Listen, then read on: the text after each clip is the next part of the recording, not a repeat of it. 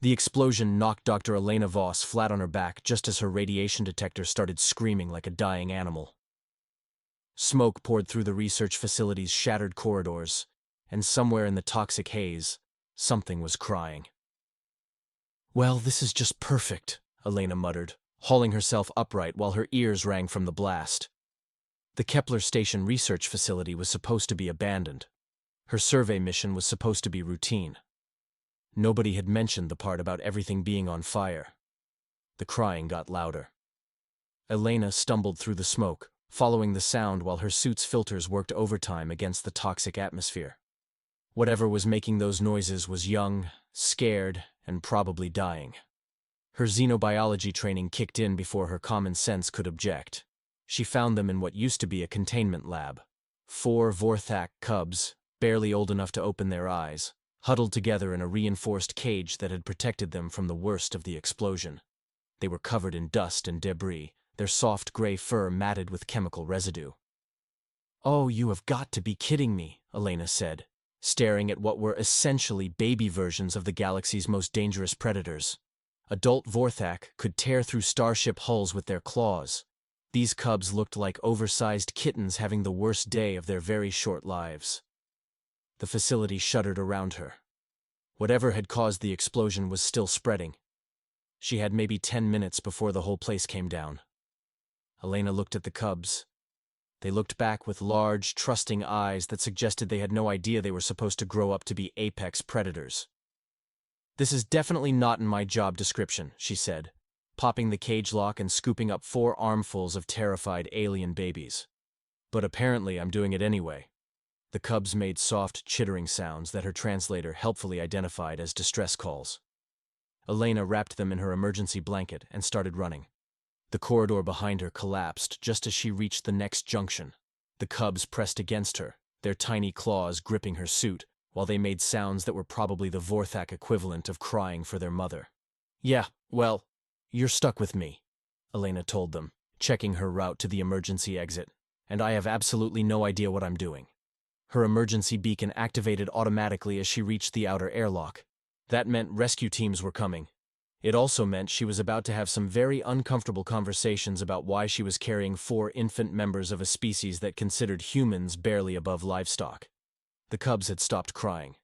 They were making softer sounds now, almost like purring, as they settled against her warmth. Elena realized with growing horror that they were bonding with her. "No, no, no," she whispered. But she could feel their tiny hearts beating against her chest as they relaxed into what they clearly considered safety. "This is going to cause so many problems." The first rescue ship arrived 15 minutes later. Elena watched through the facility's viewports as sleek Vorthak military vessels descended like metallic predators, followed by the bulkier human emergency craft.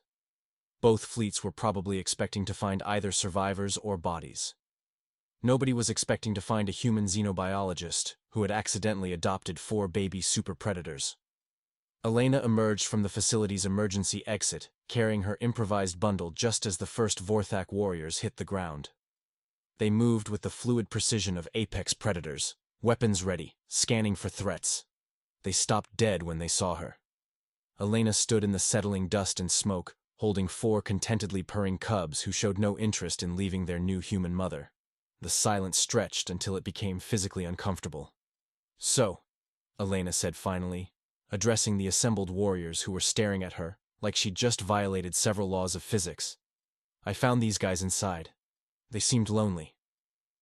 The lead warrior removed his helmet with movements so careful they suggested he was afraid reality might break if he moved too fast. His scaled face was designed by evolution to inspire terror. Right now, he looked like someone had just explained quantum mechanics using interpretive dance. "Human," he said slowly. "Those cubs should be dead." Elena looked down at the 4 healthy, alert babies who were making happy sounds at all the attention. "Well, they're not. They were undergoing the trial of purification," the warrior continued, his voice carrying the weight of religious certainty. "Cubs who cannot survive alone are not worthy of the warrior path. Death is the natural outcome." Elena felt something cold settle in her stomach. You deliberately abandoned babies in a facility you knew was going to explode? It is the way of our people. It's infanticide with extra steps, Elena replied flatly.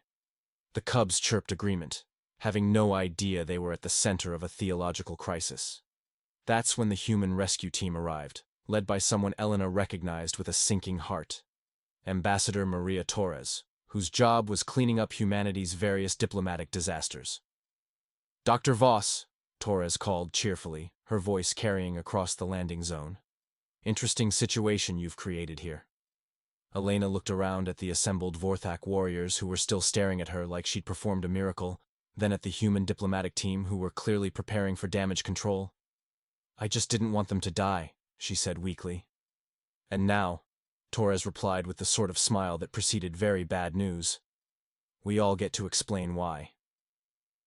Ambassador Maria Torres had negotiated peace treaties with 17 different species, mediated trade disputes that nearly destroyed star systems, and once talked the Krillian Empire out of declaring war over a mistranslated dinner invitation. None of that prepared her for explaining human maternal instincts to confused alien warriors. Let me see if I understand this correctly, she said to the assembled Vorthak military commanders, while Elena sat nearby with 4 cubs who refused to let her out of their sight. Your traditional trial involves abandoning babies in dangerous situations to see if they survive?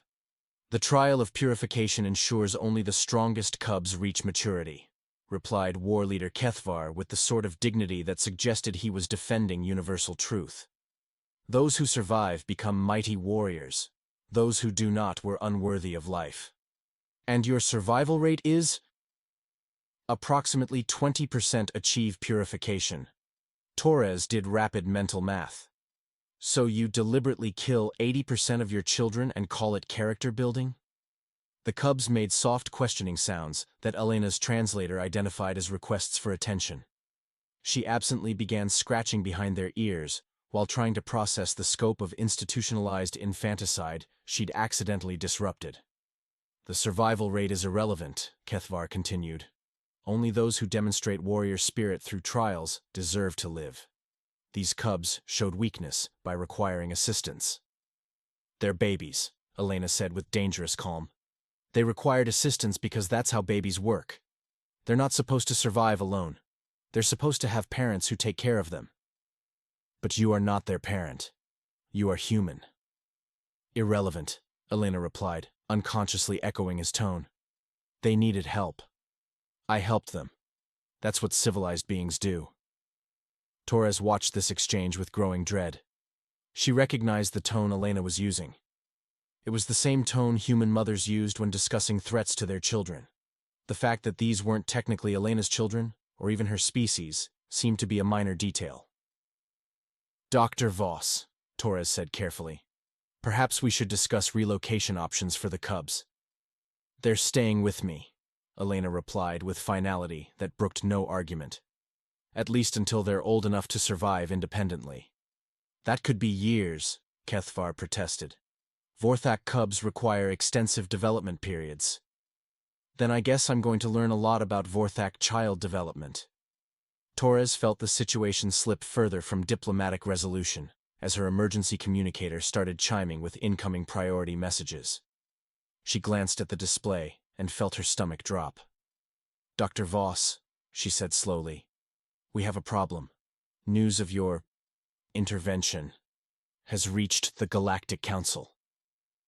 Elena looked up from the cubs who were now investigating her equipment with the sort of fearless curiosity that suggested they considered her completely trustworthy. What kind of problem? The kind where 12 different species are demanding emergency sessions to discuss whether human involvement in alien child-rearing constitutes a violation of the natural development protocols. The what now? Torres pulled up the incoming messages, each one more hysterical than the last. Apparently, your successful intervention in the trial has been interpreted as evidence of advanced human military enhancement techniques. Elena stared at her. Military enhancement? I gave them food and kept them warm. Food and warmth that enabled 100% survival rates during a trial specifically designed to eliminate weakness, Kethvar said quietly.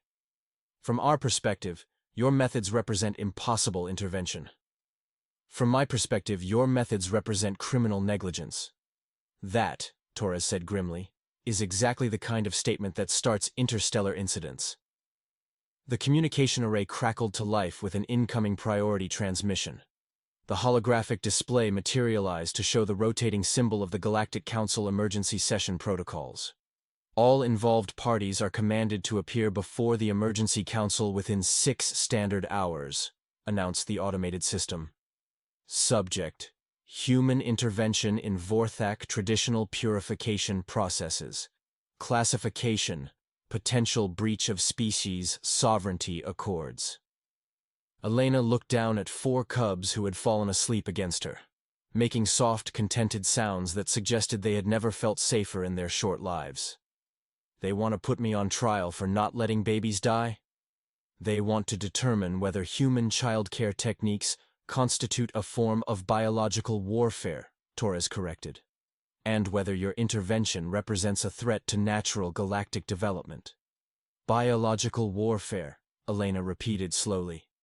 I'm being accused of biological warfare because I used bottles and blankets. The Council takes species interference very seriously, Kethvar said, though he was watching the sleeping cubs with an expression Elena couldn't quite read. If humans possess technology that can ensure cub survival during purification trials, the implications for galactic military balance are significant. It's not technology, Elena exploded, then immediately lowered her voice as the cubs stirred. It's basic childcare. Any species with functional social instincts should be able to figure it out. Torres pulled up more incoming messages. Unfortunately, 16 other species are now requesting immediate consultation regarding human optimization techniques for their own juvenile development programs. And, she continued grimly, 14 species have formally requested that human involvement in childcare be classified as an act of aggression against natural selection. Elena felt the universe tilt sideways as she realized the scope of what she'd accidentally triggered. I just didn't want them to die. And now, Torres said with the sort of exhausted resignation that came from watching simple situations spiral into galactic crises. Everyone wants to know how you did it, or wants to stop you from doing it again. The cubs made soft questioning sounds in their sleep, unconsciously responding to Elena's rising stress levels. Well, Elena said finally, this should be interesting. The Galactic Council emergency session chamber felt like a cosmic courtroom designed by committee, and Elena was definitely the defendant. 12 different species had sent representatives, each one convinced that human childcare represented either the solution to all problems or the end of civilization as they knew it. Elena sat in the center witness pod, surrounded by holographic displays showing endless data about the cubs' development, while the cubs themselves played peacefully in a specially constructed observation area. They had grown noticeably in the past week. Their fur was shinier, their movements more coordinated, and they were making social sounds that apparently baffled every xenobiologist in the galaxy. Dr. Voss, declared Counselor Vorthak, a towering crystalline being whose voice resonated through harmonic frequencies. Your intervention has produced results that exceed all known parameters for Vorthak juvenile development. I fed them and made sure they didn't freeze to death, Elena replied with the sort of patience she typically reserved for explaining basic concepts to first-year students. It's not exactly revolutionary science. The developmental acceleration is unprecedented, insisted Dr. Velmar, the Council's lead xenobiologist. Cognitive function, physical coordination, social bonding, all metrics exceed baseline Vorthak measurements by factors we cannot explain. Elena gestured toward the cubs, who were currently engaged in what appeared to be an elaborate game involving a ball and complicated rules they'd invented themselves. They're healthy, well-fed, and feel safe. That's what normal development looks like when you don't traumatize children. But the implications! Shrieked Ambassador Crixtel from the Hegemony Worlds. If humans can optimize juvenile development for any species, the military applications are staggering. What military applications? Elena asked with growing exasperation. They're babies. I taught them to play games and eat their vegetables. Games that develop tactical thinking, Velmar noted, consulting his displays. Nutritional optimization that enhances physical development. Social bonding that creates unprecedented loyalty and cooperation indices. Elena felt her eye twitch. That's called proper childcare. Every human parent knows this stuff. The chamber fell silent except for the sound of cubs playing. Elena realized she'd just said something that apparently broke several minds simultaneously. Every human parent? Counselor Vorthak's harmonic voice carried undertones of cosmic horror. Basic knowledge for anyone who's ever raised a child, Elena confirmed. Feed them regularly, keep them safe, play with them, make sure they get enough sleep. It's not mysterious. Ambassador Torres leaned forward from her observer position, with an expression that suggested she was watching a diplomatic disaster unfold in real time. Council members, Torres said carefully. Perhaps we should clarify that human child-rearing practices are civilian knowledge, not military technology. Civilian knowledge, repeated Velmar slowly, that produces military-grade enhancement of juvenile development across species lines. It produces healthy children, Elena corrected. The fact that healthy children grow into capable adults isn't enhancement. It's basic biology. That's when Elder Thexani from the Vorthak delegation stood up with the sort of dignity that suggested he was about to deliver news that would change everything. Council members, he announced formally. The War Council has completed analysis of human intervention techniques. We have reached a conclusion that affects all present discussions. The Chamber's attention focused on him with the intensity typically reserved for declarations of war or universal peace treaties. Our analysis indicates, he continued with growing gravity, that traditional Vorthak purification trials have been suboptimal for maximizing warrior development potential. Elena blinked. Suboptimal? The data suggests that cubs receiving human care protocols develop superior physical and cognitive capabilities compared to traditional trial survivors. The human methods produce stronger, more intelligent, more socially coordinated warriors. The silence that followed was broken only by the cubs making happy sounds as they successfully completed their latest game. You're saying, Elena said slowly, that not traumatizing children makes them grow up better? The evidence is incontrovertible. Elena looked around the chamber where representatives of galactic civilization were staring at her like she'd just revealed the secrets of the universe through applied common sense. This is what I've been trying to tell you, she said with dangerous calm. Healthy children become healthy adults. Traumatized children become damaged adults. It's not rocket science.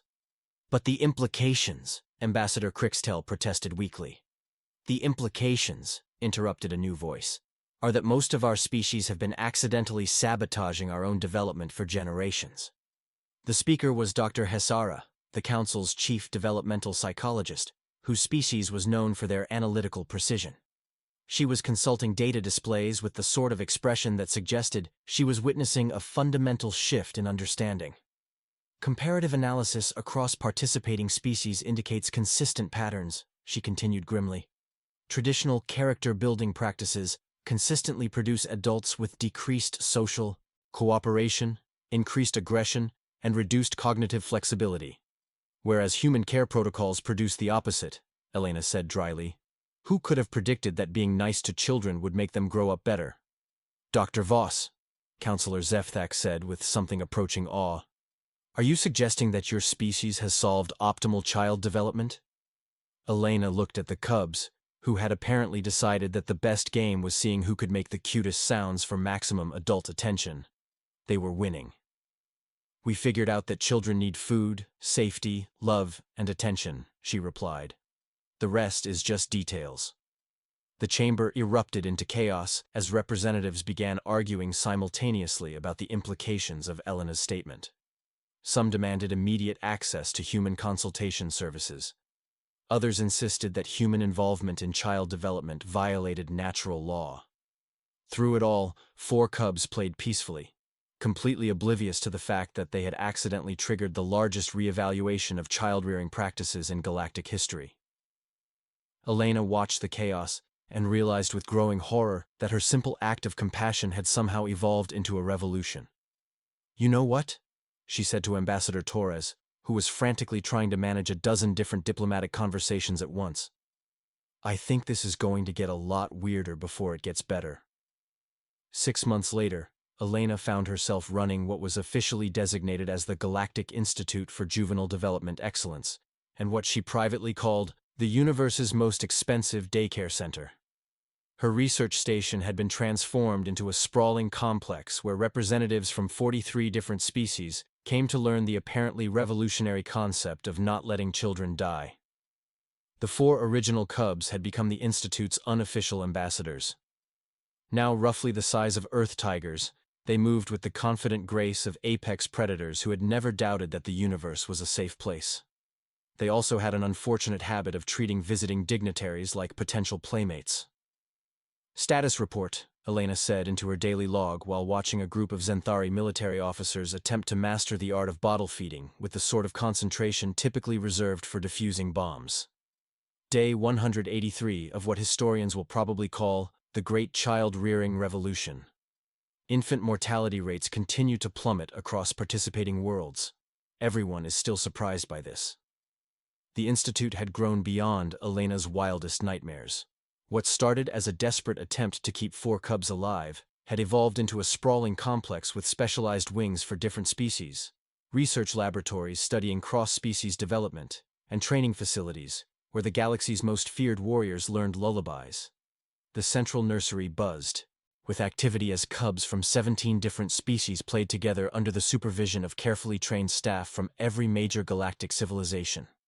The sight of a Krillian juvenile cooperatively building structures with Zenthari twins, while Vorthak cubs provided engineering consultation, had stopped being remarkable and started being Tuesday. Dr. Velmar hurried through the facility's main corridor, carrying data tablets and wearing the expression of someone who had spent 6 months having his fundamental understanding of child development completely demolished and rebuilt. "Dr. Voss," he called. "The latest development metrics are ready for review." Elena accepted the data while simultaneously preventing one of her original cubs from investigating whether the new hegemony delegation tasted different from other visitors.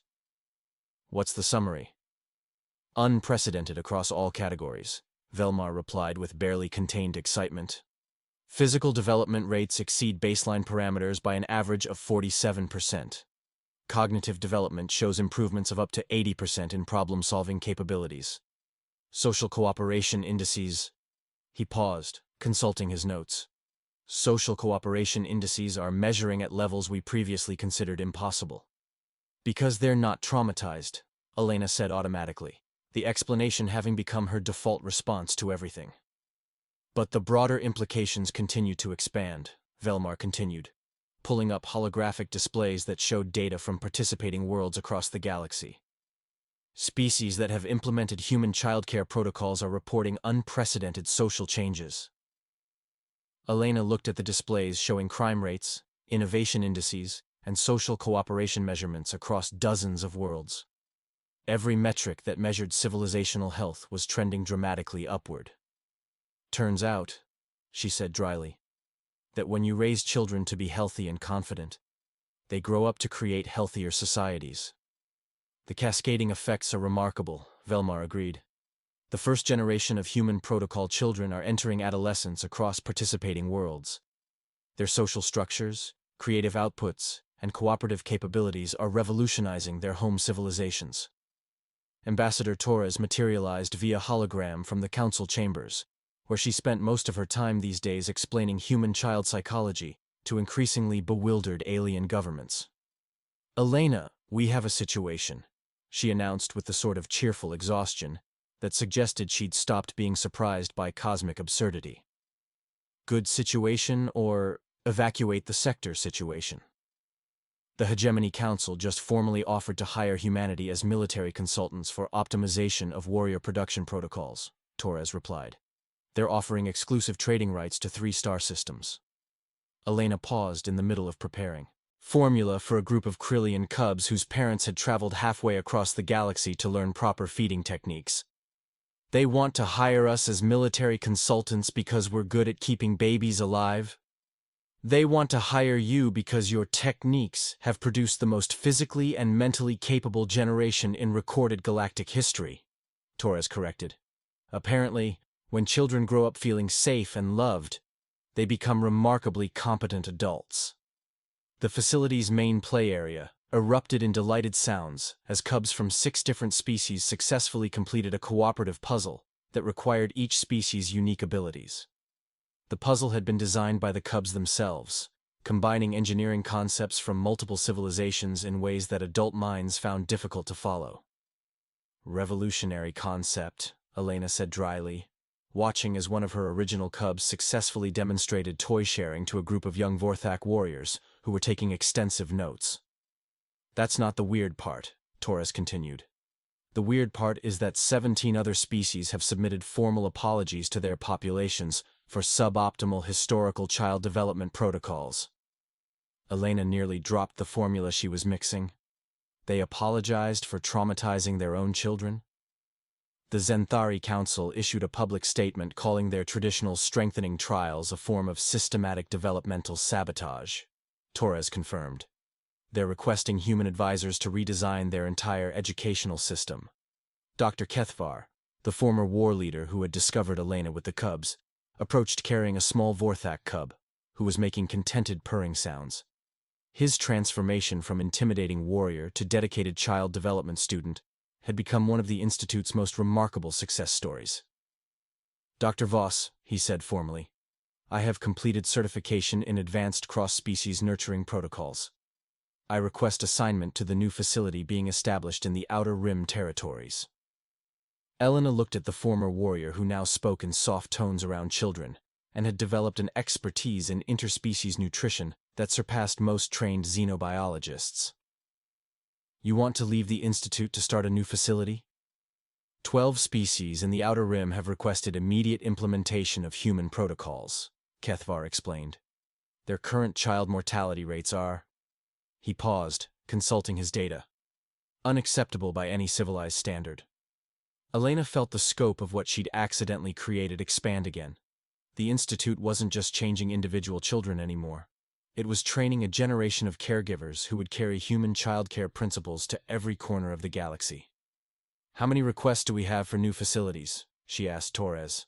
43 confirmed requests, 68 preliminary inquiries, and approximately 200 informal requests through various diplomatic channels, Torres replied. "Elena, we're looking at a galactic transformation that goes beyond anything in recorded history." Elena looked around her facility, where alien warriors practiced lullabies with the sort of dedication they once reserved for weapons training, while their cubs played games that would have been impossible under traditional development systems. "So let me get this straight," she said slowly. "The galaxy has discovered that treating children well produces better adults, and now everyone wants to hire humans to teach them how to be decent parents. That's the summary, yes. And this surprises them because apparently," Torres said with the sort of cosmic weariness that came from explaining basic human psychology to advanced civilizations, most species never connected childhood trauma with adult dysfunction. Elena watched as Elder Thexani successfully completed his certification in advanced cub nurturing protocols, while 4 adolescent cubs cheered his achievement. The sight of the galaxy's most feared warrior species celebrating feeding schedules had stopped being surreal and started being normal. The facility's communication system chimed with an incoming priority message. Elena accepted the transmission to find herself facing the rotating council symbol. "Dr. Voss," announced the automated system, "the Galactic Council formally requests your presence for the presentation of the Universal Child Welfare Accords, pending ratification by all member species." Elena stared at the message. Universal Child Welfare Accords? Legislation mandating minimum childcare standards across all galactic civilizations, Torres explained. Based entirely on human protocols. Elena, they're making your methods mandatory for every species in the galaxy. "Dr. Voss," called Dr. Velmar, who had become the Institute's most dedicated student despite initially insisting human methods violated natural law. "We have completed analysis of the 6-month development data." Elena looked at the displays he was projecting, showing health and development metrics that would have been impossible under traditional child-rearing systems. "The results exceed all projections," Velmar continued with barely contained excitement. "Physical development, cognitive function, social cooperation, creative problem-solving. Every metric shows improvement factors ranging from 30 to 300% across all participating species. Because you stopped traumatizing children, Elena said with the patience of someone who had explained this concept approximately 10,000 times. Healthy development happens when children feel safe. But the implications for galactic civilization are staggering, Velmar protested. If all species adopt human child-rearing protocols, we could see unprecedented advances in technology, social cooperation, and peaceful development. Elena felt something shift in her understanding as she looked around the facility, where former enemies were collaborating on childcare while their cubs played together without any concept of species barriers. "Oh," she said quietly. "That's what this is really about." Torres leaned forward in her holographic projection. "What do you mean?" "The cubs," Elena said, watching as her original 4 cubs demonstrated to a mixed-species playgroup how to solve a puzzle through cooperation rather than competition. "Look at them. They don't see species differences. They just see friends and family." The implications hit her like a physical force. Children raised together, across species lines, with human-developed protocols that emphasized cooperation and emotional security, would grow up to see interspecies cooperation as normal. "We're not just changing child-rearing," Elena whispered. "We're accidentally creating the first truly integrated galactic generation." Torres's expression shifted to match Elena's dawning realization. A generation that will see species cooperation as natural instead of exceptional. A generation raised on human values of inclusion, cooperation, and mutual support, Elena continued, watching cubs from 6 different species successfully complete a group project that required each species' unique abilities. The silence that followed was broken by the sound of successful cooperation as alien children achieved something their parents' generations had considered impossible. "Dr. Voss," Torres said quietly, "I think you've done something that goes beyond just saving a few cubs." Elena looked around her facility, where the galaxy's future leaders were learning that differences in species were less important than shared games, mutual care, and cooperative problem-solving. "Yeah," she said with growing awe at the scope of what she'd accidentally triggered. "I think I might have just revolutionized galactic civilization through the radical application of basic decency." In the observation area, Elder Thexani was teaching a group of mixed-species cubs a traditional Vorthak song while they attempted to sing along in their various languages. The harmony was imperfect, but enthusiastic. "Elena," Torres said with the sort of reverence typically reserved for historical moments, "what should I tell the council when they ask about the long-term implications of the Institute's work?" Elena watched as her original cubs, now confident adolescents, successfully mediated a minor dispute between younger cubs from different species, using techniques that emphasized empathy and cooperation over dominance. "Tell them," she said with deep satisfaction, "that we're raising a generation that's going to make their parents look like amateurs at this whole galactic civilization thing." From across the facility, one of the visiting hegemony observers made a comment that carried clearly across the play area. "We should never have let humans near the children." He paused, watching cubs from a dozen species work together on a project that required unprecedented cooperation. "They make everything better." Elena smiled and went back to work. After all, somebody had to teach the galaxy that the secret to a better future was surprisingly simple. Just take good care of the children, and let them figure out the rest.